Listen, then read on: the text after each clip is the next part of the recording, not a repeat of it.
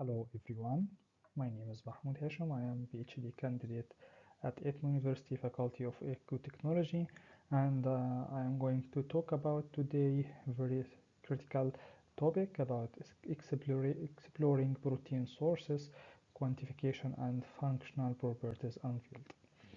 So first of all, our, we are going to have an introduction about protein and protein sources, protein method of protein quantification, as well as functional properties of proteins. So to talk about the main source of protein, we have animal and plant proteins are the main two categories of proteins. As we know, proteins are large molecules composed of amino acids and they play vital roles in human nutrition as well as for the functioning of living organisms, even for growth or for maintenance of cells and tissue, as well as they contribute to our overall protein intake. And proteins are differ according to their sources, the composition and functional properties. So if we talk about animal proteins are one of the main sources of protein, and we can find many examples many examples for animal proteins we can found in meat, poultry, fish, eggs, and dairy products. Animal proteins considered as a complete proteins because they contain all the essential amino acid that our human body cannot synthesize, so it's considered as a complete protein, uh, and excellent source of high quality protein, and it's easy to be digested, so it's our body can break down and absorb the amino acid during the digestion system. And the second category of plant or of proteins are plant proteins. We can find different sources of plant proteins. First of legumes, grains, nuts, and seeds.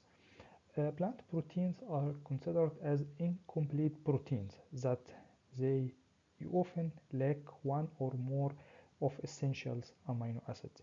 And we know that the amino acids are two different categories, essential and non-essential. As we mentioned before, non-essential amino acid that our body can synthesize or produce this amino acid.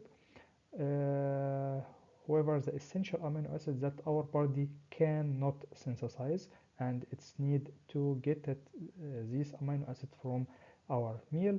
So plant protein considered as incomplete protein, and when consuming plant protein, we should have something named protein complementation, which means we should combine plant protein sources together within the one meal all throughout the day, so we can obtain all the essential amino acid necessary for the protein nutrition. And plant protein has sources are lower in saturated fats, so it's advantage for consuming plant protein because of the lower in saturated fats and as well cholesterol in comparison with animal proteins. And further, we have new according to the climate change and the need to find sustainable sources for the protein. We have another category of protein which named protein alternatives. Protein alternatives are new sources for protein. We can find from protein from fungi, protein from algae, and also lab cultured proteins and insect proteins. Fungi are mainly we can one of the examples is mushroom, and mushroom has advantage or for being meaty, has a meaty texture, so it can be used in various products like meat substitute, and it can use to create protein rich alternatives. Algae also, like we here in the picture, see the spirulina. It's one of the examples of algae, and is very rich source of protein, and it can used as a supplementation or incorporation into various food products like protein bars and powders. Also, protein can be synthesized at the lab, and we can depend on some cells from animals to produce lab cultured protein or cultured proteins. And this technology aims to create meat and seafood alternative without the need for traditional animal agriculture. And finally, the insect proteins, which it's much popular in some countries, especially Asian countries, and it's considered as a protein source in many different countries in the world, and there is many different application from insects as a powder or as a bars are already being developed nowadays. So this is the main categories for protein sources. And now we are going to the next step of our lecture today about protein quantification. So why protein quantification is important?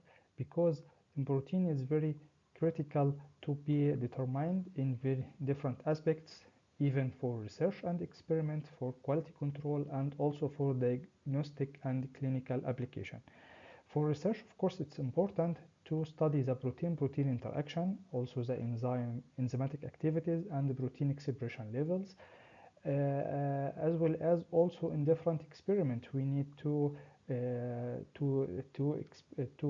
know how the protein abundance is changing during the experiment and how it's differed during the experiment, as well as a quality control of different aspects, even for food production, for drug production, and also for the vaccines, to ensure the product consistency and the quality, and to ensuring the compliance with the regularity standards. And finally, it can also be very useful while in diagnostic and clinical application, because we can measure the protein content in some biological fluid such as blood and urine, and it's very important in diagnostic and clinical application, as well as it can be used as a biomarker for disease detection and monitoring the therapeutic response according to how much protein, according to taking doses of some clinical application or some diseases. Also, it's very important to measure the important and to be as an indicator or the biomarker for this aspect. So after that, we can talk about how we can measure the protein, how we can measure or quantify the protein. Actually, there is many methods to determine the protein. We have methods, spectroscopic method, colorimetric methods, and also method based on determination of nitrogen content. So we can start with a very simple method. It's spectroscopic procedures, which just depending on measuring the protein sample. Just if we have protein in solution, so we can take this protein solution and use the spectroscopy to measure the absorbance of this sample with two wavelengths. So, and we should here notice that we use two wavelengths, 280 and 205. And for that purpose, we should use specific cuvette which is ultraviolet cuvette. At the same time, we should have a standard curve from unknown concentration from pure protein, and we can compare the absorbance of our sample at this different wavelengths with our standard curve. And we can notice here the difference between these two methods, two wavelengths. At 200, we measure the absorbance of the aromatic amino acids, and also this is say it's quantify solution with protein concentration from 20 to 300 microgram per milliliter. On the other hand, for this wavelength, 205 is it detects the absorbance of peptide bonds. So not as here the aromatic amino acids, not but here for the peptide bonds. And also the concentration, it's more sensitive because it measures lower concentration of protein from 1 to 100 microgram per milliliter. And this is very simple method. The second method is calorimetric assays. And the calorimetric assays, depending on reaction between aromatic amino acids or peptide bonds with some specific reagent, and this reaction form a color, and this color density can be measured by spectroscopy. And this is the main principle for this method, and they differ according to the how much protein it can be measured by this method. And purite assay, it's applicable for high protein concentration. Lowry method, it's for lower concentration from 0.1 to 1 milligram, and also BCA assay, it's perfect for the lower protein concentration. So we are going now to talk about the principle of each assay. So purite assay, it depending on using purite reagent. Purite reagent is just alkaline copper sulfate and sodium tetrate and sodium hydroxide, which is responsible for making the solution in alkaline. And also it can be named as Rochelle salt as well. And here what's going, it's just reaction between cupric ion. If we have protein with one or two at least peptide bonds, it react with the cupric ions, and this reaction form purple color, and this purple color, density of this purple color is according with how much protein in the sample. So if we don't have proteins, so there is no reaction, and we can just get the color of the cupric acid, or just the color of the purite reagent. If we have protein in our sample, so the reaction will happen, and the density of the color will be the condensation of this color depending on how much protein in our sample. And in the same time, we should have a standard curve prepared from pure sample. We have here as example BSA at 10 milligram per milliliter as stock solution, and from this stock solution we prepare different concentration as a serial dilution from BSA. And of course we start with measuring this different solution, as here if we have 5 standard solution from high concentration to lower concentration, and this range can be measured, and we form as a linear curve for the relation between the absorption on the y-axis and the concentration of protein on the x-axis. And from this linear curve we get this linear equation, and if we have protein sample with unknown concentration, we can measure this unknown sample, and according to the absorbance of this unknown sample we can know how much concentration when applying to this equation. And very important, notice we should dilute our sample to concentration that located in the range of our curve. That's very important to get accurate result, and also to get accurate concentration for our unknown sample. And also it's very popular to look at the absorbance for our standard. So if we start with high absorbance 0.23 and the lower 0.02. So we should have also our sample, the absorbance of our sample located in this range of the absorbance. If it's higher than like that, it should be diluted, or if it's less than this range, so it should be concentrated. And the Lori method is the next method we are using. It's more sensitive than Purite, and it's more accurate because the also it's colorimetric method. So the color here form according to two mechanisms. First mechanism is the same as Purite method, so it's also depending on the reaction between cupric with the peptide bonds in the protein, and the second reaction is